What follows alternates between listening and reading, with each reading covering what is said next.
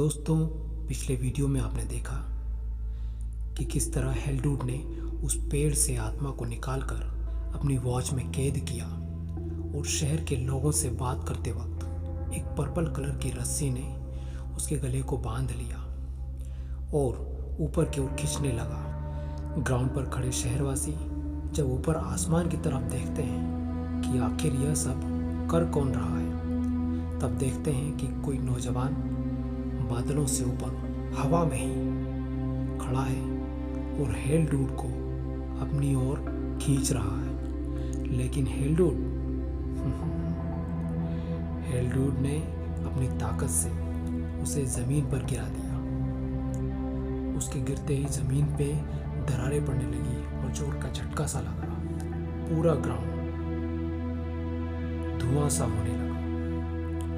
थोड़ी देर में सब क्लियर हो जाता है और सब कुछ साफ साफ दिखाई देता है। वह नौजवान देखने में हष्ट-पुष्ट और तगड़ा था, लेकिन हेल्डूड जितना नहीं, मगर उसकी कॉस्ट्यूम हेल्डूड से भी ज्यादा खूबसूरत थी और वह भी एक सुपर हीरो जैसा था। उसने अपनी आंख और अपनी छाती से पर्पल रंग की रेडिएशन फेंकना शुरू किया और हेल्डूड दूर जाकर गिरता है। फिर उस नौजवान ने अपने हाथों से सफेद रंग की बिजली जैसी रस्सी से उसकी कमर पर वार किया, जिससे उसकी कमर बंध जाती है और हेल्डूड काबू में आ जाता है। इधर यह सब देखने वाले लोग उससे पूछते हैं कि तुम यह क्यों कर रहे हो? इसने हमें बुरी आत्मा से बचाया है और तुम हो कौन? उसने बड़े प्यार से जवाब दिया, आई एम सेंट सन। जी हाँ दोस्तों, तो ये है हमारा असली सुपर हीरो सेंट सन। अगर इस पूरे वीडियो में आपको सेंट सन की कोई भी बात अच्छी लगे तो आप कमेंट कर सकते हैं। तो चलिए कहानी को मैं आगे बढ़ाता हूँ। फिर सेंट सन ने कहा, मैं और हेल्डूड दूसरी दुनिया से आए हैं। हेल्डूड ने जो तुम्हारे लिए किया वह अच्छा है, लेकिन पूरी तरह अच्छा नहीं, यानी इसका तरीका सही नहीं है। इससे प्रकृति को नुकसान होता है। वह देखो, वह पेड़ जल गया। वहां से एक औरत कहती है, उस पेड़ के साथ तो अच्छा हुआ, उसके सामने से जो कोई भी गुजरता था वह मारा जाता था। तब सेंट सन ने जवाब दिया, यह सब हेल्डूड की बदमाशी है और उसे हेल्डूड ने ही भेजा था और फिर खुद ही कैद भी कर लिया। और अब सेंट सन ने अपने मैजिकल पावर से उस पेड़ को पहले जैसा हरा भरा और सुंदर कर दिया। तब बहुत देर से जो बुजुर्ग आदमी यह सब देख रहा था, सेंट सन के पास आया और उससे पूछा, क्या तुम बता सकते हो कि हमारे यहाँ यह घटनाएं क्यों हो रही थी और वह औरत कौन थी जिसको हेल्डूड ने अपनी वॉच में कैद किया? यह सुनकर सेंट सन ने अपने मैजिकल पावर से उस औरत को बाहर निकाला और उससे पूछा कि तुम कौन हो और तुमने यहाँ के लोगों को क्यों मारा? वह औरत बाहर आती है और बड़ी शांति से अपना अतीत बताती है कि अब से 40 साल पहले वह अपने परिवार के साथ इसी जगह पर रहा करती थी और शहर में जगह जगह पेड़ लगाया करते थे।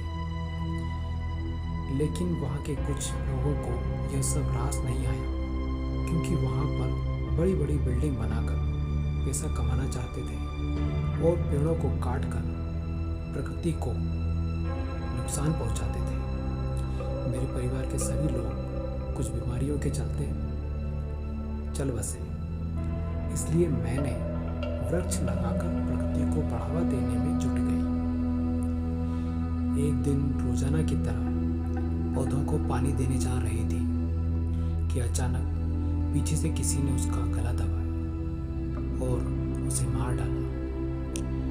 अब वह औरत खुद नहीं जानती कि उसे किसने मारा, लेकिन वह ऐसा मानती है कि जो लोग पेड़ नहीं लगाते और पेड़ लगाने वालों का विरोध करते हैं वह सब उसके हत्यारे हैं। और अब उसने ठाना है कि ऐसे लोगों को वह मार कर बदला लेगी।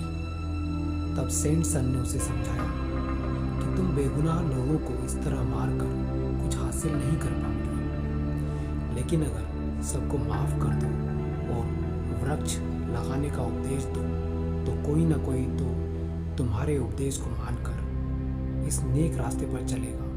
वैसे भी इन विचारों ने तुम्हारा कुछ नहीं बिगाड़ा, और मैं वादा करता हूँ कि जो कोई भी तुम्हारी मौत का जिम्मेदार है मैं उसका पता लगाऊंगा और एक दिन तुम्हारे हवाले करूंगा। लेकिन तब तक तुम यहाँ से चले जाओ और इन सब को माफ़ कर दो।